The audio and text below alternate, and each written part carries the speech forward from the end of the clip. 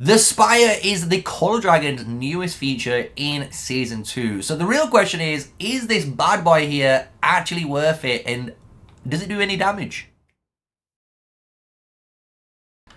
Hello, yes, special like, comment and subscribe for more daily videos of me, MrSneakyy, and we are here today talking about Spires. And as you guys know, it's like the newest feature in Call of Dragons, and a lot of people at first were wondering what this is. Obviously, we've been playing for it for a long time now, but we now understand kind of what they do, what they're there for, and it's just basically an extra damage source, right? It's a damage source that you can control as long as you touch it and then do the requirements. You then gain it as a little offensive building. But the cool thing about the Spire itself is the fact that it has a shield and a durability. And the way it works is if you break the shield, it becomes inactive, so the players just can't use it in their alliance, and that's key because when it's inactive it means you can then start to break the durability of it.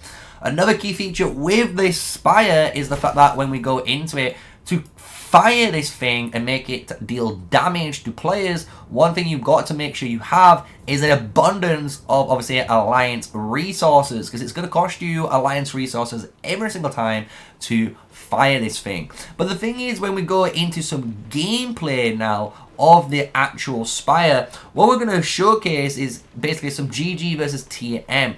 And this is what's crazy, because the Spire, as you can see, is actually targeting Alliance siege towers. It can target a variety of different buildings as well as obviously the units in game. And I'm just saying, look how quick this flag is getting destroyed now by TM. TM's flag is getting absolutely demolished here with no troops being on it, which is absolutely crazy, because look at it, it's already at 24%. It's taking nearly 4% damage every single time. And I want you to realize as well, when we look into the Spire and when it starts to deal, how it deals damage, the damage is dealt before the animation appears, by the way. So one thing to take note is, if we look, we can see the health bar, and we go back a little bit just to showcase this blast. You're going to watch it go from 6 to 2 without any damage on it first. So if we look,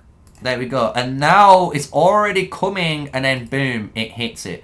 So you can see the damage is quicker than the actual animation again. So it does catch players off guard, because when we now look at marches like this player right here, this march is actually going to start taking an insane amount of damage. A T4 player is taking between 11,000 to 13,000 damage from a level 2 Spire. And that is very, very interesting, because honestly, when we first looked at Spires in Zone 1, not gonna lie, they're not that great, were they? They're not that scary. You can honestly, as a T4 player, put your infantry out there and tank it for your alliance.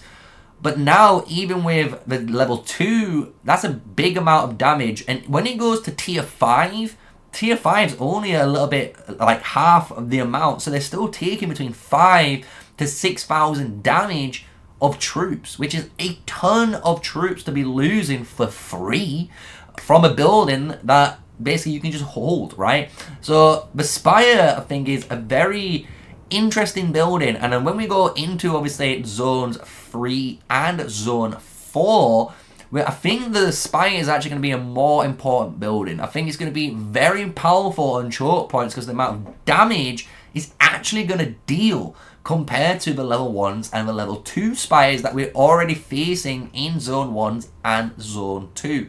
So I just wanted to make this video and have a little bit of a discussion on what you guys think, how good basically Spires are, because honestly, Spires seem to be actually pretty good. They can do a lot of stuff, even like this. It's targeting a rally. It's literally free killing a rally for your alliance. You don't have to waste any troops. The thing's doing it for you. How can we make it any better, right? And then it obviously can destroy alliance turrets, as we've seen, alliance towers as well. Like, it can destroy so much stuff that an alliance has. So very impactful, I think. And honestly, I'm not gonna lie, start of the season, I didn't even think they were going to be that good. I'm not going to lie. I'm going to be honest with you. You know, maybe I was wrong, and you know, the spires are very, very good the later in Season 2 Plus you get compared to the beginning stages of Season 2 Plus. So if you've enjoyed today's video on spires and one mechanic we've not really covered before, smash like, comment and subscribe. My name is MrSneakyy, an official Call of Dragons content creator, and we're here every day trying to give you something fun, educational, that you can learn from, and obviously open discussion and share it with your friends that all love Call of Dragons. So until the next video, stay safe, stay sneaky, and peace out.